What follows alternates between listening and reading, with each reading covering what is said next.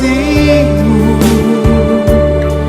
semakin hari semakin bertambah besar anugerah-Mu.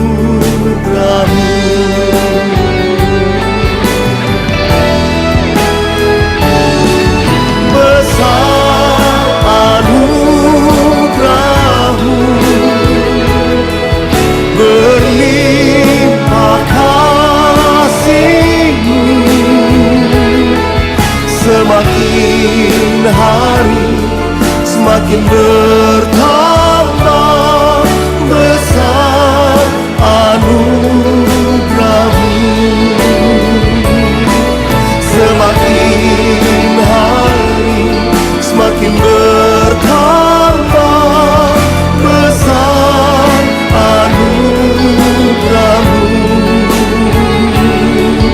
Besar anugerah-Mu, Yesus, besar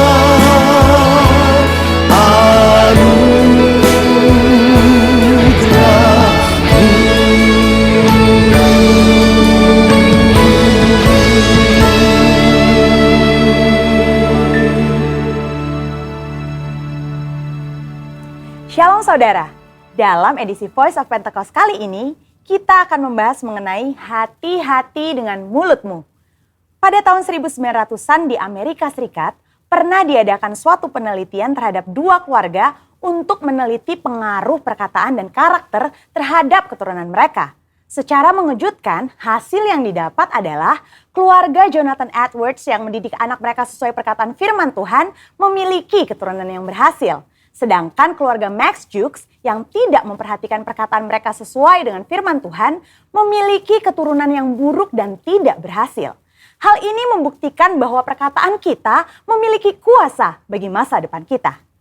Yesaya 50 ayat 4 dikatakan, Tuhan Allah telah memberikan kepadaku lidah seorang murid, supaya dengan perkataan aku dapat memberi semangat baru kepada orang yang letih lesu. Setiap pagi ia mempertajam pendengaranku untuk mendengar seperti seorang murid. Pertanyaannya sekarang, bagaimana caranya agar lidah kita disebut sebagai lidah seorang murid? Yang pertama, mengendalikan setiap perkataan yang keluar dari mulut kita. Yakobus 3 ayat 5, 6, dan 8 berkata, demikian juga lidah, walaupun suatu anggota kecil dari tubuh, namun dapat memegahkan perkara-perkara yang besar. Lihatlah, betapapun kecilnya api, ia dapat membakar hutan yang besar. Lidah pun adalah api. Ia merupakan suatu dunia kejahatan dan mengambil tempat di antara anggota-anggota tubuh kita sebagai sesuatu yang dapat menodai seluruh tubuh dan menyalakan roda kehidupan kita.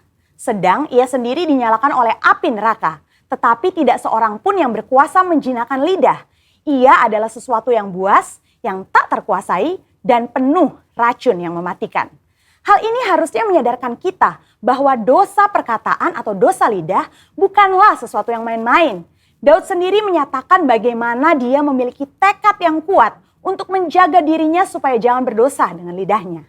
Daud memberikan sebuah istilah menahan mulutnya dengan kekang, di mana kekang artinya melakukan kontrol, memegang kendali terhadap mulut atau perkataan kita.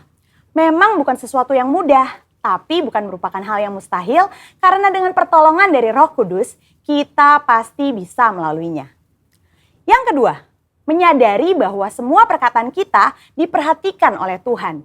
Perkataan merupakan ekspresi hati dan ungkapan dari apa yang kita pikirkan. Tuhan melihat kita jauh ke lubuk hati kita yang terdalam. Ia mengetahui segala motivasi hati kita. Mungkin orang lain dapat kita bohongi dengan perkataan manis dan lembut yang sebenarnya hanya sekedar menutupi hati yang busuk atau pikiran yang jahat. Tapi Tuhan tidak dapat dibohongi. Daud menyatakan dalam Mazmur 139 ayat 4, sebab sebelum lidahku mengeluarkan perkataan, sesungguhnya semuanya telah kau ketahui, ya Tuhan. Dalam konteks dunia modern saat ini, di mana media sosial menjadi salah satu sarana komunikasi yang dipakai untuk mengungkapkan ide, pendapat, komentar, informasi, bahkan curahan isi hati, jari-jari kita sebagai alternatif lidah atau bisa dikatakan sebagai lidah yang menuliskan perkataan kita di medsos juga harus kudus. Jangan sampai jari-jari kita mengetikkan pesan hoax yaitu berita sembarangan yang tidak terbukti kebenarannya, apalagi yang menimbulkan perpecahan, kebencian, kebingungan, bahkan penyesatan bagi orang-orang yang membacanya. Yang ketiga, mulut kita senantiasa memperkatakan firman dan puji-pujian. Salah satu cara efektif untuk menjaga agar kita tidak salah menggunakan perkataan adalah dengan menggunakannya secara benar, yakni dengan cara senantiasa memperkatakan firman Tuhan dan puji-pujian kepada Tuhan di setiap waktu, di setiap keadaan, di setiap situasi kepada semua orang. Sambil kita memuji-muji Tuhan, ingatlah apa yang Tuhan nyatakan melalui Yakobus dalam suratnya. Jikalau ada seorang menganggap dirinya beribadah, tetapi tidak mengekang lidahnya, ia menipu dirinya sendiri. Maka sia-sialah ibadahnya. Sebagai contoh, bila kita mengalami suatu kejadian yang kurang baik, kita tetap memperkatakan ucapan syukur kepada Tuhan dan bukannya bersungut-sungut, karena firman Tuhan berkata, mengucap syukurlah dalam segala hal. Yang keempat, menyelaraskan perkataan dengan perbuatan kita. Dalam 1 Yohanes 3 ayat 18 dikatakan bahwa kita harus mengasihi bukan hanya dengan perkataan atau dengan lidah saja, tetapi dengan perbuatan dan dalam kebenaran. Perkataan adalah sesuatu yang nyata dan dapat didengar secara nyata. Namun, ketika perkataan diucapkan untuk menyatakan perasaan kasih kepada seseorang, hal tersebut bisa menjadi sesuatu yang tidak berarti apa-apa jika tidak disertai dengan perbuatan nyata seperti yang dikatakan. Misalnya, ketika kita berkata bahwa kita mengasihi Tuhan dengan segenap hati, namun kita malas beribadah atau malas melakukan firman Tuhan, maka perkataan kita tidak bermakna sama sekali. Kita perlu menyelaraskan perkataan dengan perbuatan kita. Dengan demikian, membantu kita untuk berpikir sebelum berkata-kata. Amsal 18 ayat 20-21 mengingatkan bahwa hidup dan mati dikuasai lidah. Oleh sebab itu, kita perlu memperhatikan apa yang kita ucapkan. Biar dari mulut kita hanya keluar kata-kata yang membangun, bukan menghancurkan, menguatkan, bukan melemahkan. Ingat, Amsal 18 ayat 20-21 juga berbicara mengenai apa yang kita ketik di sosial media. Biar perkataan dan postingan kita memuliakan nama Tuhan. Saudara, untuk penjelasan lebih lengkapnya dari tim teologi kami, jangan lupa untuk buka link yang ada di atas atau scan QR Code yang tersedia. Salam integritas, Tuhan Yesus memberkati.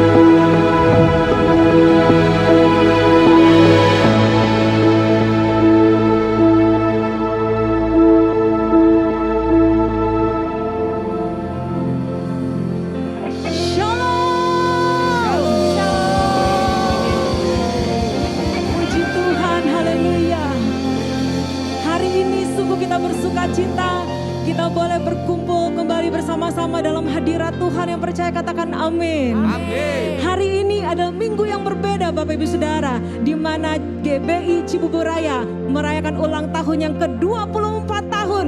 Semua berkat kemurahan Tuhan, boleh kasih tepuk tangan bagi Tuhan Yesus.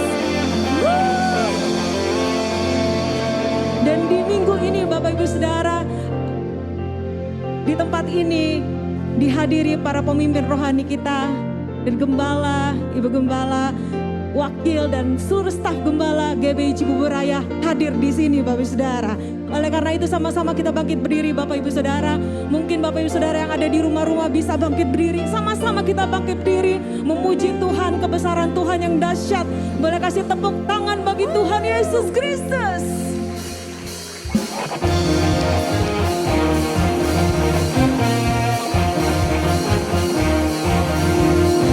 Hari ini sukacita kami penuh Tuhan. Sebab Tuhan Yesus mencurahkan anggur yang baru. Yang percaya sekali lagi katakan amin.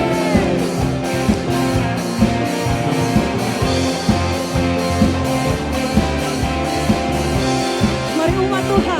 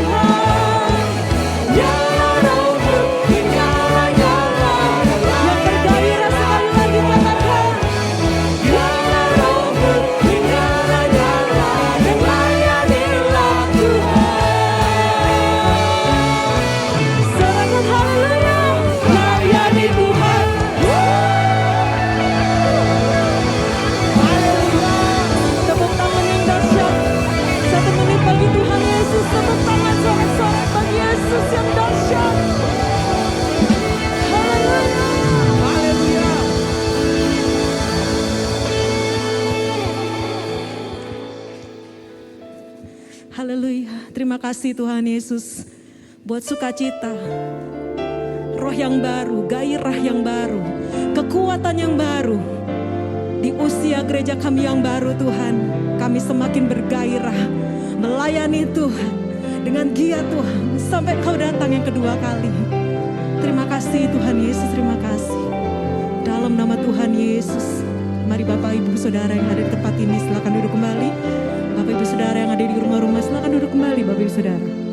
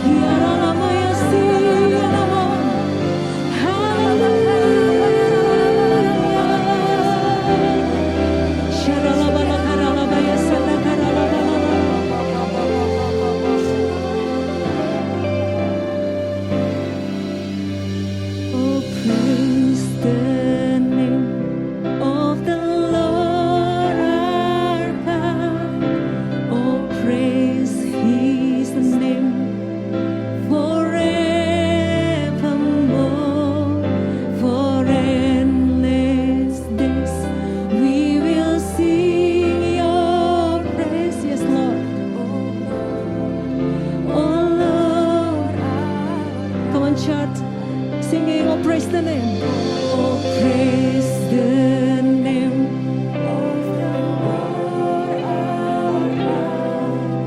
Oh praise His name forevermore. Forever space we will sing your praise. Oh Lord, our God. Sing, oh praise the name, oh praise the name of the Lord our God. Bersama dengan malaikat kami memuji Engkau Tuhan Yesus. Bersama dengan malaikat di surga kami meninggikan nama-Mu Tuhan Yesus.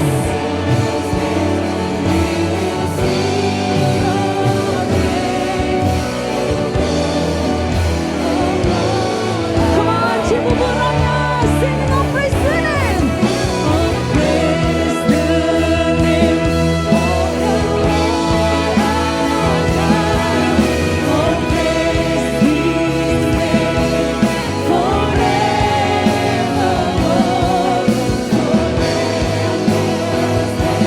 We will sing your praise.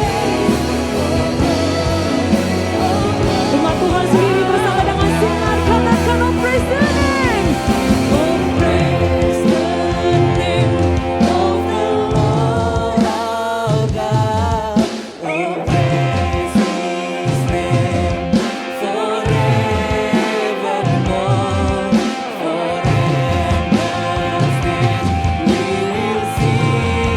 Mari sama-sama umat Tuhan tepuk tangan bagi Tuhan Yesus. Come on, sing, oh praise the name. Oh praise the name of the Lord our God. Oh praise His name forevermore.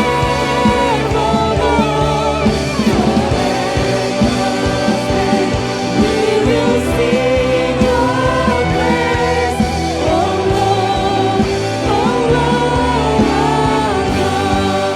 Sing, oh Lord, our God. Sekali lagi sama-sama angkat tanganmu. Oh Lord, our God.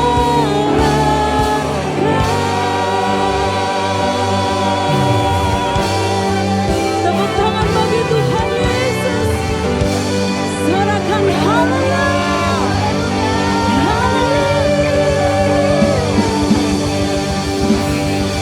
Yes Lord. Haleluya.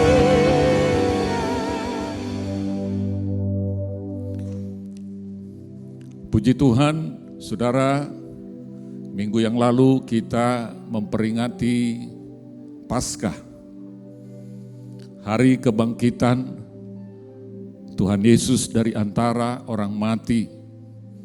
Dan juga tentu bertepatan juga dengan hari ini adalah hari ulang tahun dari gerejanya GBI Cibuburaya yang ke-24 tahun. Tuhan baik dan sungguh sangat baik menuntun gereja ini di dalam ketaatan, di dalam kesetiaan, di dalam kesatuan yang lebih lagi. Supaya sungguh-sungguh kita benar-benar berjalan di dalam kehendak dan tuntunan yang Tuhan berikan bagi kita. Nah, bertepatan dengan hari Paskah yang kita peringati hari Minggu yang lalu, di mana Yesus bangkit dari antara orang mati dan dia membuktikan bahwa dialah yang berkuasa dan berdaulat atas maut.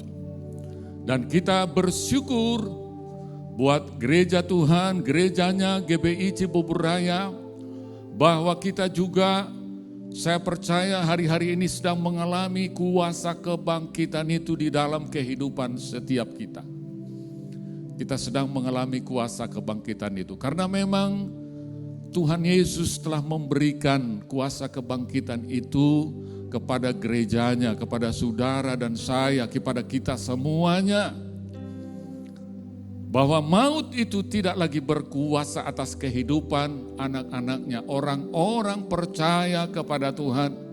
Hai maut, di manakah sengatmu? Sengat maut ialah dosa. Dan saya percaya melalui kelahiran baru kita lahir baru ketika kita bertobat, berbalik dari semua dosa-dosa dan kejahatan pelanggaran kita.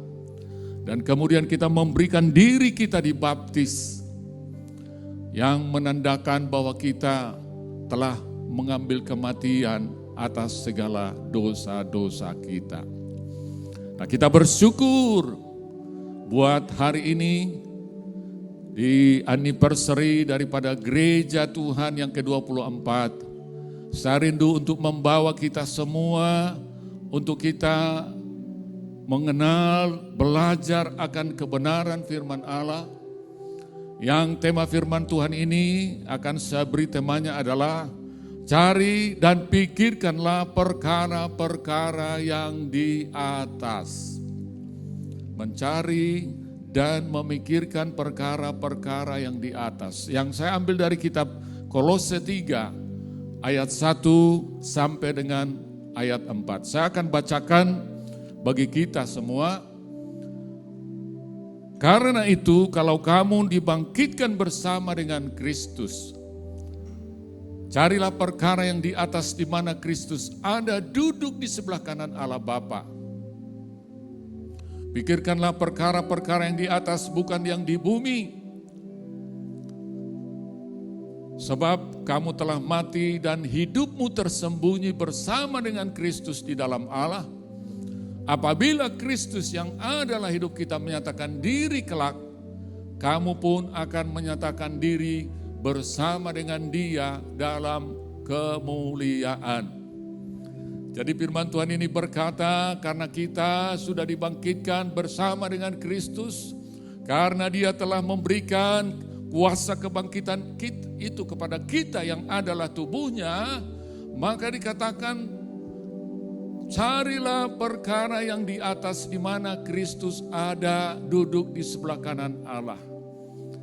Hari-hari ini di dalam kuasa kebangkitan atau kelahiran baru yang kita telah alami di dalam kehidupan kita, maka kita perlu di dalam kuasa kebangkitan ini sungguh-sungguh kita mengerti bahwa sesungguhnya Tuhan mau kita supaya mencari perkara-perkara yang di atas, memikirkan perkara-perkara yang di atas. Saya percaya kalau dikatakan perkara-perkara yang di atas itu berbicara tentang bagaimana kita mengerjakan keselamatan itu di dalam kehidupan kita. Sebab kalau dikatakan kuasa kebangkitan itu adalah lahir baru kita, ya, dan gerejanya percaya bahwa kelahiran baru itu sesungguhnya belumlah menyatakan kepenuhan Roh Kudus di dalam kehidupan kita. Sesuatu yang terpisah. Bahwa kelahiran baru itu terpisah dengan kepenuhan Roh Kudus. Jadi kita harus mencari dan memikirkan perkara-perkara yang di atas. Berarti kita harus memikirkan lebih lagi perkara-perkara yang Tuhan mau atau agenda-agendanya Tuhan di dalam kehidupan kita. Supaya ketika Dia datang, Dia mendapati gerejanya ada di dalam kekudusan yang daripada Tuhan. Dan kita mengalami kuasa kebangkitan itu bersama-sama dengan Tuhan. Nah, oleh karena itu saya akan menyampaikan bagi kita 3 hal, perkara-perkara yang kita harus cari dan pikirkan, perkara-perkara yang di atas itu. Supaya apa? Supaya kuasa kebangkitan Tuhan itu tidak hanya berhenti pada saat kita mengalami kelahiran baru, tapi terus berlanjut sampai kita dipenuhi dengan Roh Kudus dengan tanda-tanda berkata-kata dengan bahasa yang baru, dan juga hidup kita dipimpin oleh Roh Kudus. Itulah sebabnya kita mencari 3 hal, memikirkan 3 hal, supaya sungguh-sungguh kuasa kebangkitan itu kita alami dalam kehidupan kita. Yang pertama, yang perlu kita cari, perkara-perkara di atas, supaya kita taat kepada Tuhan dengan melakukan kehendak-Nya. Jadi yang pertama, ketaatan kita untuk melakukan kehendak-Nya. Melakukan kehendak Tuhan itu tidak mudah. Sebagai contoh ketika Adam dan Hawa, Tuhan berfirman kepada Adam dan Hawa bahwa pohon kehidupan yang ada di tengah taman itu jangan engkau makan. Kalau engkau makan, maka engkau akan, pada hari engkau makan, maka engkau akan mati. Itu adalah kehendak Tuhan. Tapi ternyata Adam dan Hawa melakukan kehendaknya sendiri setelah mendengar kebohongan daripada iblis. Akhirnya manusia itu jatuh di dalam dosa. Jadi memang tidak mudah melakukan kehendak Tuhan itu di dalam kehidupan kita. Oleh karena itulah, mari hari-hari ini kita mau melakukan kehendak Tuhan di dalam kehidupan setiap kita. Dengan kita sungguh-sungguh ya, percaya kepada Dia, percaya kepada Tuhan. Dan Rasul Paulus menggambarkan satu ilustrasi tentang atlet pertandingan yang ada di gelanggang pertandingan. Di dalam 1 Korintus 9 ayat 25 dikatakan, tiap-tiap orang yang turut mengambil bagian dalam pertandingan, menguasai dirinya dalam segala hal. Mereka berbuat demikian untuk memperoleh suatu mahkota yang fana, tetapi kita untuk memperoleh suatu mahkota yang abadi. Jadi seorang atlet itu dikatakan ya, bahwa dia menguasai dirinya dalam segala hal. Mereka berbuat itu untuk sesuatu yang fana, tapi kita untuk yang abadi. Kita tahu bagaimana kedisiplinan mereka, atlet-atlet ini. 24 jam dalam satu hari latihan, mungkin berjam-jam mereka lakukan. Dia akan juga tidak sembarangan juga memakan sesuatu, juga akan memakan yang vitamin-vitamin. Dia akan menjaga dirinya.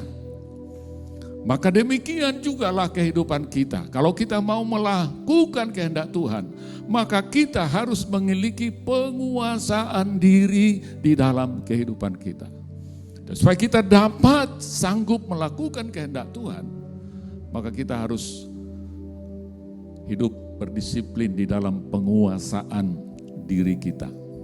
Nah, ini penting sekali, penguasaan diri ini kita lakukan di dalam kehidupan setiap kita, di dalam setiap sisi daripada kehidupan kita. Jangan ada yang mengikat kita. Jangan ada sesuatu, entah itu hobi, kesenangan-kesenangan yang membuat akhirnya Tuhan jadi nomor 2 atau nomor kesekian. Ya. Banyak hal-hal yang sesungguhnya tidak boleh kita lakukan, ya bahkan juga baik. Tapi kalau kita lakukan berlebih-lebihan, menjadi merusak ya kehidupan kita. Nah, demikian juga di dalam kehidupan kita, maka kita perlu juga ya penguasaan diri di dalam hal kehidupan nafsu seksual. Ya, seperti firman Tuhan katakan di 1 Korintus 7:9, tetapi kalau mereka tidak dapat menguasai diri, baiklah mereka kawin, sebab lebih baik kawin daripada hangus karena hawa nafsu. Bahkan juga mengenai perzinahan di dalam hati juga. Firman Tuhan katakan di dalam Matius 5 ayat 28. Dikatakan, tetapi aku berkata kepadamu, setiap orang yang memandang perempuan serta menginginkannya sudah berzina dengan dia di dalam hatinya. Bukan hanya yang dilakukan secara fisik, tetapi ketika perzinahan itu dia lakukan di dalam hati pun sudah sama hukuman yang dilakukan. Itulah sebabnya kita perlu penguasaan diri di dalam kehidupan kita. Kita juga harus memiliki penguasaan diri terhadap perkataan-perkataan kita. Yakobus 3 ayat 2 berkata, sebab kita semua bersalah dalam banyak hal. Barang siapa tidak bersalah dalam perkataannya, ia adalah orang sempurna yang dapat juga mengendalikan seluruh tubuhnya. Luar biasa dikatakan firman Tuhan ini. Ya, barang siapa tidak bersalah dalam perkataannya, ia adalah orang yang sempurna. Nah, berarti kita sering salah di dalam perkataan kita. Berbicara tentang perkataan kita, itu juga berbicara tentang apa yang kita lakukan dengan tangan kita. Mungkin kita melalui WhatsApp, melalui media sosial yang ada. Itu adalah tindakan-tindakan kita. Jangan sampai ini yang tanpa sadar kita telah dipakai menjadi alat untuk menyampaikan sesuatu yang tidak benar. Ya, dan firman Tuhan katakan, kalau kita dapat mengendalikan perkataan kita, maka dikatakan kita adalah orang yang sempurna. Dan dapat juga mengendalikan seluruh tubuhnya. Jadi saudara dikasih Tuhan, itu yang pertama. Taat kepada firman Tuhan untuk melakukan kehendak-Nya di dalam hidup kita. Ini tidak mudah. Kita perlu mengendalikan diri, penguasaan diri yang sangat-sangat penting supaya kita, kuasa kebangkitan Tuhan itu terus terpelihara dalam hidup kita. Sampai ketika Dia datang, maka dikatakan kita juga akan dibangkitkan bersama-sama dengan Tuhan dalam kemuliaan-Nya. Nah, yang kedua, mencari dan memikirkan perkara-perkara yang di atas di dalam hal hidup kita yang dipenuhi dan dipimpin oleh Roh Kudus.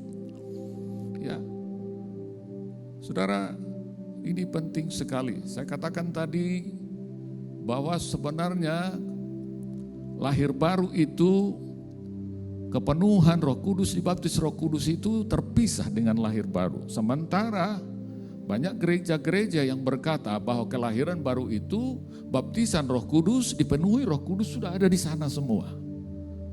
Tapi sesungguhnya tidak. Ya, tidak. Kelahiran baru itu adalah sampai kepada saat kita bertobat. Dan setelah kita bertobat, kemudian kita dibaptis, mati atas dosa-dosa kita. Belum.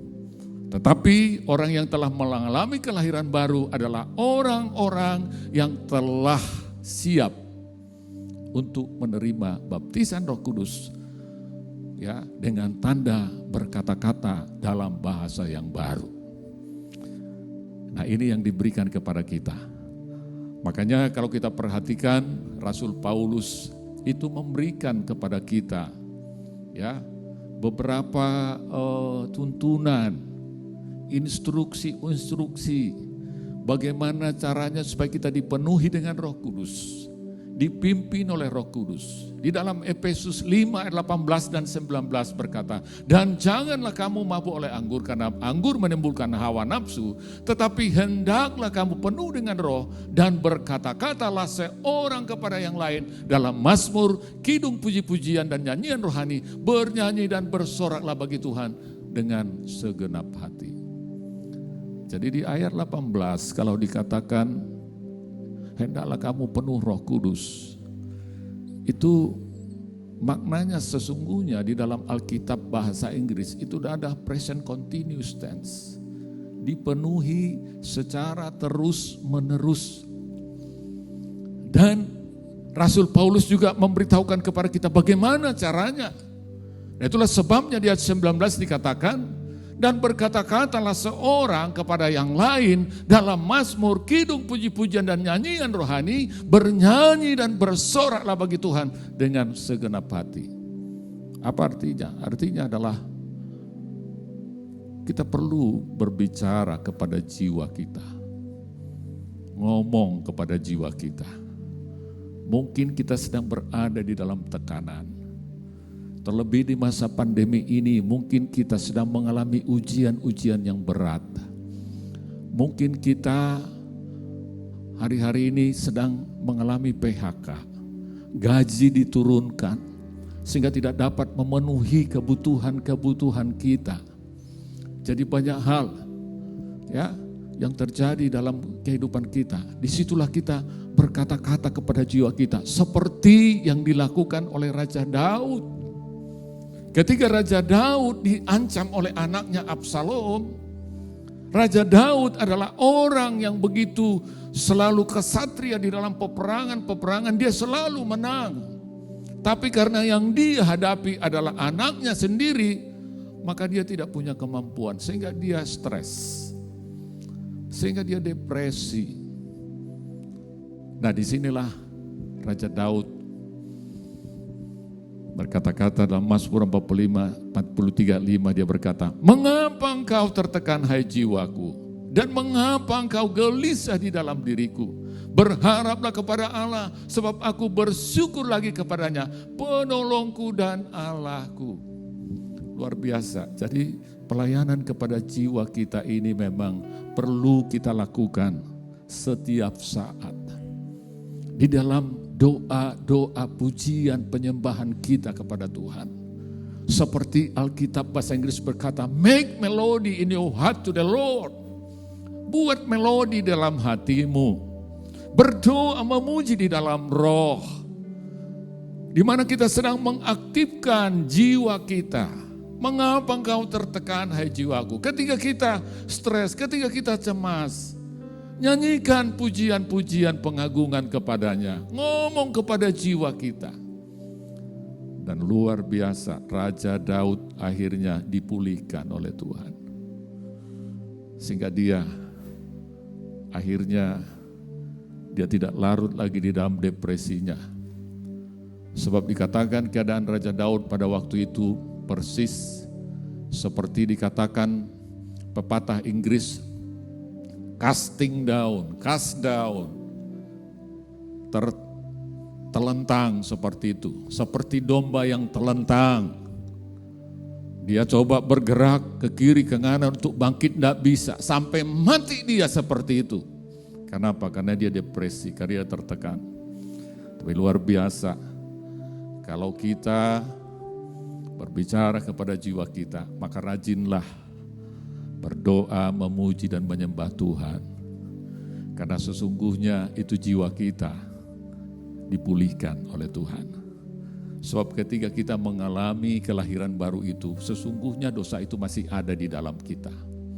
Kadang-kadang antara roh dan jiwa itu bertentangan. Makanya kita perlu ngomong, perlu banyak memuji dan menyembah Tuhan. Jadi mari perkara-perkara yang di atas, carilah perkara-perkara di atas, pikirkanlah perkara-perkara yang di atas. Yang ada di agendanya Tuhan. Hari-hari ini gerejanya dituntun supaya kita menyadari bahwa kita ini adalah insan Pentakosta. Banyak berbahasa roh. Supaya kita bangun dan bangkit. 1 Korintus 14 berkata di ayat 4, orang yang berbahasa roh membangun dirinya sendiri. Jangan malas berbahasa roh. Supaya apa? Mencari dan memikirkan perkara-perkara yang di atas. Sehingga kita terus ada di dalam gunung kudusnya Tuhan. Yang ketiga, yang terakhir. Mencari dan memikirkan perkara-perkara yang di atas. Ya. Dan tentu satu hal sebelum kita masuk kepada yang ketiga, saudara. Saya berikan satu contoh daripada kehidupan daripada Tuhan Yesus. Ya, yang selalu dia datang di pagi-pagi hari berdoa kepada Bapanya. dia sungguh-sungguh bergantung kepada Bapaknya. Dia nggak tahu apa yang dia akan lakukan hari itu. Itulah sebabnya dalam Yesaya 50 ayat 4 dikatakan, Tuhan Allah telah memberikan kepadaku lidah seorang murid supaya dengan perkataan aku memberi semangat baru kepada orang yang letih lesu. Setiap pagi ia mempertajam pendengaranku untuk mendengar seperti seorang murid. Jadi Tuhan Yesus pagi-pagi hari dia pergi menyendiri, dia berdoa kepada Bapaknya. Di sanalah Bapaknya memberikan tuntunan kepada dia, kota-kota mana yang dia harus tunjungi. Khotbah-khotbah apa yang dia akan sampaikan. Jadi ketika Tuhan Yesus bertemu dengan seorang perempuan ya di sumur Yakob, ya itu sesungguhnya memang Bapaknya sudah tuntun bahwa dia harus melewati Samaria dan bertemu dengan perempuan itu. Dan kita lihat dampaknya luar biasa. Satu kota Samaria itu bertobat datang kepada Tuhan. Karena apa? Karena Tuhan Yesus katakan, Tuhan Allah telah memberikan kepadaku lidah seorang murid, supaya dengan perkataan aku dapat memberi semangat baru pada orang yang letih lesu. Setiap pagi dia mempertajam pendengaranku untuk mendengar seperti seorang murid. Mempertajam, saya yakin kalau kita banyak bersekutu dengan Tuhan, maka pendengaran kita pun akan dipertajam oleh Tuhan untuk menerima tuntunannya. Karena sesungguhnya Tuhan itu rindu berbicara dengan kita. Dia rindu bercakap-cakap dengan kita. Untuk kita mendapat tuntunannya. Dan yang terakhir tadi dikatakan, menjadikan diri menjadi utusan Pentakosta yang ketiga. Menyadari yang ketiga. Ya, mencari dan memikirkan perkara-perkara di atas itu. Berbicara tentang kehendak Tuhan pada zaman ini. Untuk kita dipakai sebagai alatnya, saksinya Tuhan. Menyadari bahwa kita adalah utusan Pentakosta. Dan Roh Kudus itu sesungguhnya dicurahkan kepada kita. Itu adalah untuk menjadikan kita sebagai saksinya. Jadi tujuannya adalah memberikan kuasa kepada kita untuk menjadi saksi Tuhan. Jadi dalam Kisah 1 ayat 8 jelas dikatakan, tetapi kamu akan menerima kuasa apabila Roh Kudus turun atas kamu. Dan kamu akan menjadi saksiku di Yerusalem dan di seluruh Yudea dan Samaria dan sampai ke ujung bumi. Kau akan menerima kuasa. Dan di setiap pencurahan Roh Kudus, baik di Pentakosta yang terjadi di loteng di Yerusalem, terjadi penuaian jiwa yang dahsyat. Roh Kudus bekerja dengan dahsyat luar biasa. Petrus berkhotbah, 3.000 orang diselamatkan. Demikian juga dengan yang terjadi di Azusa Street sekitar tahun 1909. Ketika seorang hamba Tuhan yang bernama William Seymour dipakai oleh Tuhan dengan dahsyat luar biasa. Apa yang terjadi? Terjadi kegerakan yang besar. Karena ada orang yang bertekun setia berdoa kepada Tuhan. Roh Kudus bekerja dengan dahsyat. Sehingga penduduk bumi waktu itu dikatakan orang Kristen sekitar 70% dikatakan menjadi orang Kristen. Dan dinubuatkan pada waktu itu 100 tahun kemudian yang terjadi hari-hari ini, maka akan terjadi pencurahan Roh Kudus. Pentakosta yang ketiga. Atau yang terakhir. Kalau yang kedua dikatakan dari timur ke barat, tapi yang ketiga ini kembali. Tidak lagi ke arah lain, tapi kembali ke Yerusalem. Berarti ini adalah yang terakhir. Oleh karena itu saya yakin inilah kerinduan hati Tuhan. Supaya kita membuka hati setiap kita menerima pengurapan Pentakosta yang ketiga. Supaya dengan pengurapan Pentakosta yang ketiga, ya seperti firman Tuhan katakan Matius 28, 19, 20. Karena itu pergilah, jadikanlah semua bangsa muridku, dan baptislah mereka dalam nama Bapa dan Anak dan Roh Kudus, dan ajarlah mereka melakukan segala sesuatu yang kuperintahkan kepadamu. Ketahuilah, aku menyertai kamu senantiasa sampai kepada kesudahan. Suruh pergi. Apa artinya? Kita bersyukur. Ya, kita tidak perlu pergi ke Afrika, kita tidak perlu pergi ke China sana. Inilah tempat yang Tuhan berikan bagi kita. Mari sadari dirimu, sadari diriku, bahwa kita adalah utusan Pentakosta yang ketiga. Tuhan mau pakai kita. Sebab inilah realisasi daripada rencana Tuhan sejak semula. Ketika Dia datang ke muka bumi ini, walaupun Dia sudah berkata, sudah selesai, Dia sudah selesai menebus dosa-dosa kita. Tetapi sesungguhnya, apa yang Dia katakan, aku pergi ke situ untuk menyediakan tempat bagimu. Supaya di mana aku berada, kamu pun berada, kata Tuhan. Berarti hari-hari ini, inilah hatinya Tuhan. Itulah kerinduan Tuhan. Mari sadari kita adalah utusan-utusan Pentakosta. Dan saya yakin hari-hari ini miliki persekutuan, miliki keintiman dengan Tuhan. Supaya kita semakin memiliki doa-doa yang berdaulat, yang berkuasa. Dan kita percaya ketika kita berdoa, maka Roh Kudus akan bekerja dengan dahsyat. Kalau nama Tuhan ditinggikan, salibnya diberitakan, maka Dia akan menarik banyak jiwa datang kepadanya. Di mana kita berada, inilah tempat kita, Cibubur Raya. Inilah apa yang kita lakukan, berbagai kegiatan pemuritan yang terjadi, biarlah ini menjadi arena untuk berkata, pergi, pergi. Setiap orang yang punya karunia untuk melayani, yang mempunyai karunia untuk menasehati, mempunyai karunia untuk memimpin, lakukanlah dengan tulus hati, lakukanlah dengan rajin, kata Tuhan. Pergi dengan segenap hati. Penuaian jiwa besar-besaran itu, seperti apa yang Tuhan maksudkan terjadi atas gerejanya di Cibubur Raya ini.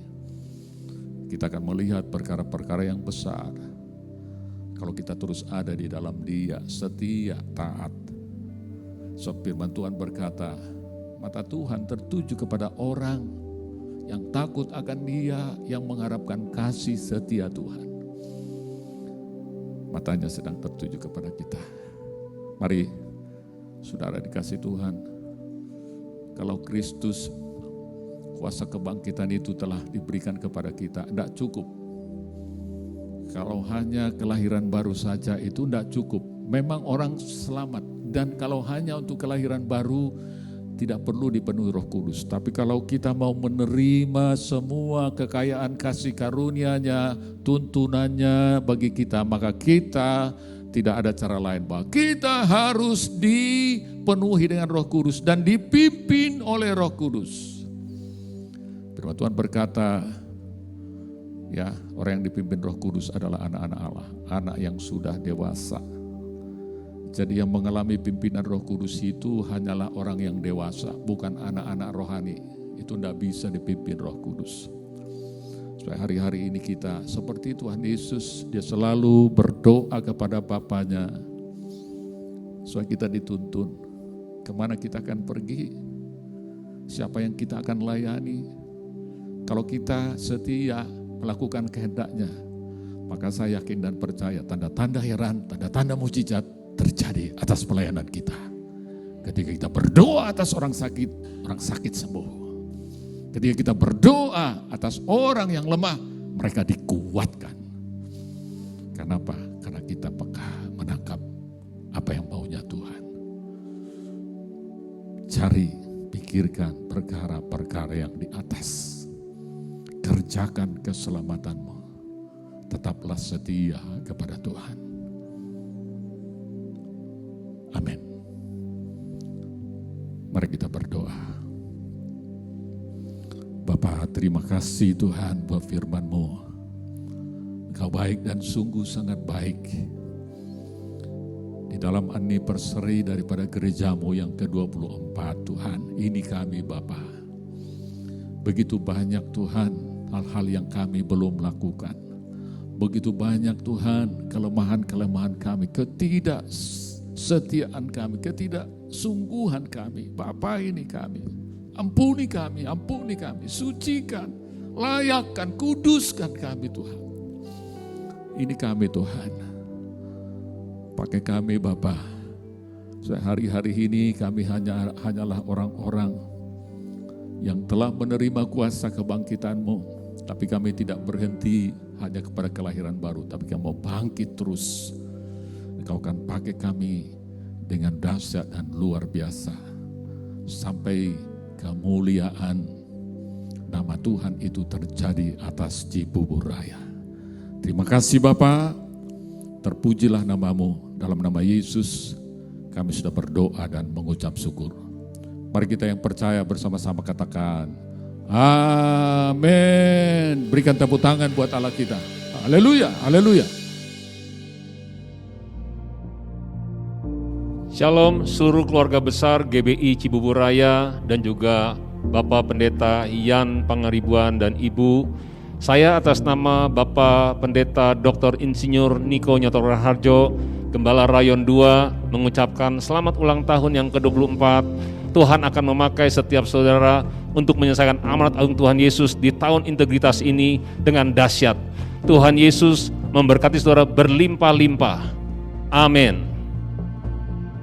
Shalom jemaat GBI Cibubur Raya yang saya kasihi.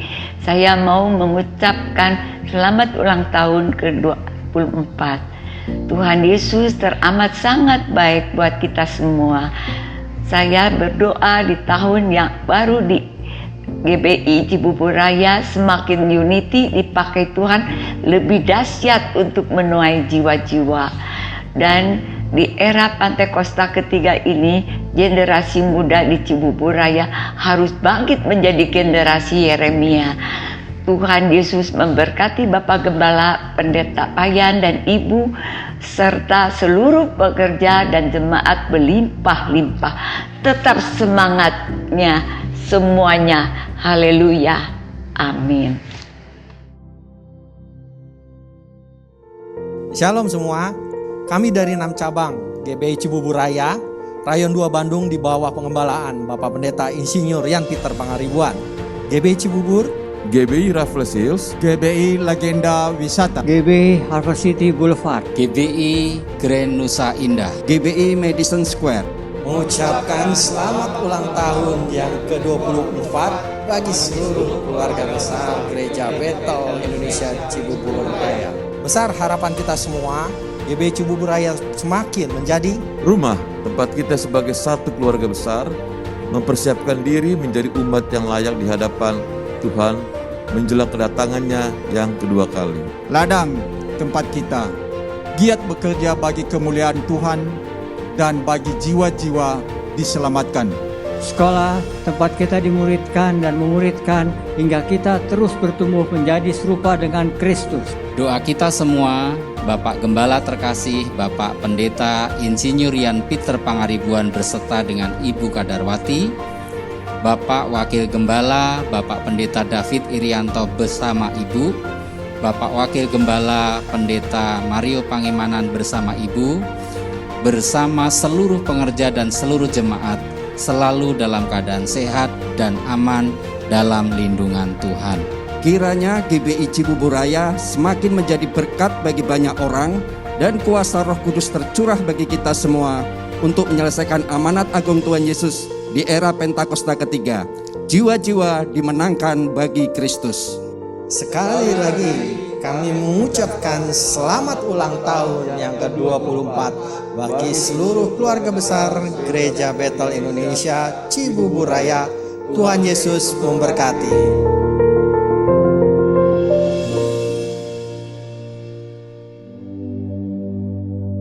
Baik, tiba saatnya kita akan bersama-sama merayakan ulang tahun dari GBI Cibubur Raya yang ke-24 tahun. Di tempat ini telah tersedia kue ulang tahun yang akan kita siap sama-sama memotongnya dengan iman Bapak Ibu Saudara, baik Bapak Ibu Saudara yang ada di tempat ini maupun yang ada di rumah-rumah.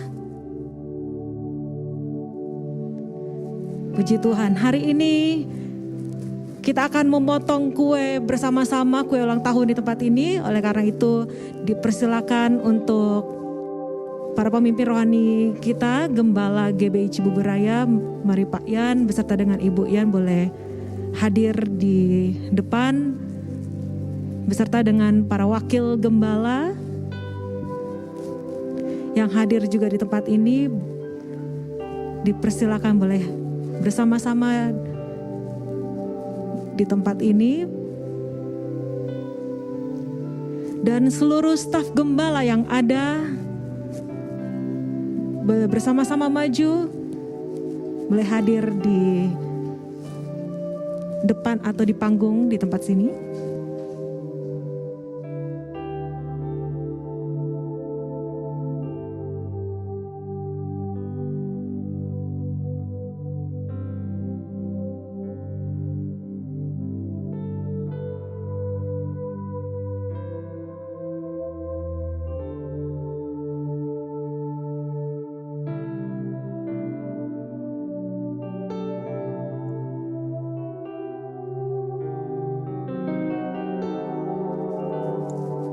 Baik, Bapak Ibu Saudara, untuk para staf gembala boleh tetap jaga jarak Bapak Ibu ya. Puji Tuhan, mungkin Pak Yan sama Bu Yan gak apa-apa, deket-deketan, puji Tuhan. Baik, Jemaat GBI Cibubur Raya beserta dengan para pemimpin rohani di tempat ini, kita akan bersama-sama memotong kue ulang tahun GBI Cibubur Raya yang ke-24 tahun. Pak Yan, Bu Yan boleh maju ke depan mendekati kue ulang tahun yang ada beserta dengan wakil, mungkin boleh maju sedikit, staf gembala boleh bergerak sedikit maju ke depan. Haleluya. Baik, Bapak Ibu Saudara yang ada di rumah-rumah, kita sama-sama dengan iman taruh tanganmu di depan beserta dengan gembala GBI Cibubur Raya, sama-sama kita memotong kue ulang tahun dengan hitungan yang ketiga. 1, 2, 3.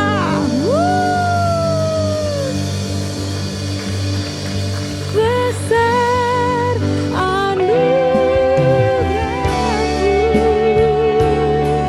berlimpah kasih-Mu, semakin hari semakin bertambah. Besar anugerah-Mu,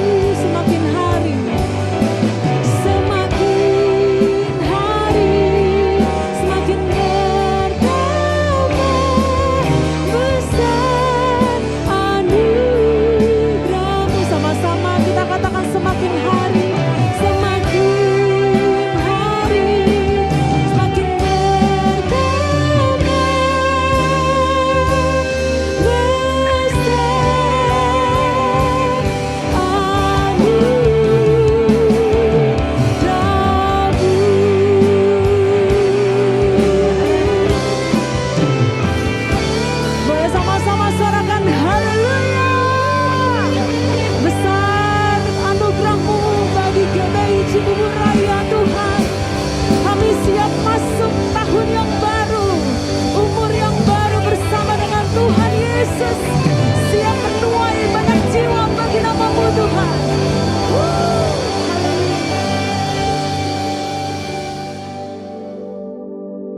Mari kita bersatu hati, kita berdoa. Bapa kami kembali datang menghampiri tahta kasih karunia-Mu, mengucap syukur Tuhan untuk semua kasih setia-Mu, rahmat-Mu, kebaikan-Mu yang begitu luar biasa dan ajaib. 24 tahun Engkau sudah memimpin, menuntun, membawa gereja ini Tuhan. Dengan berbagai keadaan-keadaan yang kami sungguh melihat bagaimana Tuhan Engkau senantiasa menyertai, bahkan juga Tuhan menuntun setiap hamba-hamba-Mu, anak-anak-Mu Tuhan. Supaya kami tetap ada di dalam Engkau, supaya kami tetap ada di dalam rencana-rencana dan rancangan-Mu Tuhan. Kami tidak menyimpang ke kanan dan ke kiri, tapi kami terus mau taat dan setia dan kesatuan, keunitian daripada hamba-hamba Tuhan juga akan terus terjadi Tuhan. Akan terus semakin nyata Bapa. Sehingga Tuhan Yesus kami percaya oleh kesatuan dan keunitian gereja Tuhan. Untuk kami seia sekata bergandengan tangan. Untuk kami Tuhan melakukan pelayanan ini dengan taat dan setia. Maka kami yakin Bapa karya-Mu, penuaian jiwa besar-besaran yang terakhir, dan bahkan tanda-tanda heran dan tanda-tanda mujizat itu terjadi atas gereja Tuhan. Terima kasih Bapa, terima kasih Tuhan. Tuhan baik dan sungguh sangat baik dalam kehidupan kami. Mari saudara dikasih Tuhan, kita akan mengakhiri ibadah kita dan sekaligus juga mengakhiri anniversary daripada GBI Cibubur Raya yang ke-24. Mari kita angkat kedua belah tangan kita di hadapan Tuhan. Kekasih-kekasih Tuhan, terimalah berkat, kasih anugerah yang berlimpah-limpah-limpah dari Allah Bapa. Di dalam Putra yang tunggal Yesus Kristus Tuhan dan Juru Selamat, persekutuan yang indah dan yang manis bersama Roh Kudus, menyertai kita semua mulai saat ini sampai Maranatha Yesus datang. Menjemput kita di awan-awan permai, bahkan kekal sampai selama-lamanya. Mari kita semua yang percaya bersama-sama katakan amin.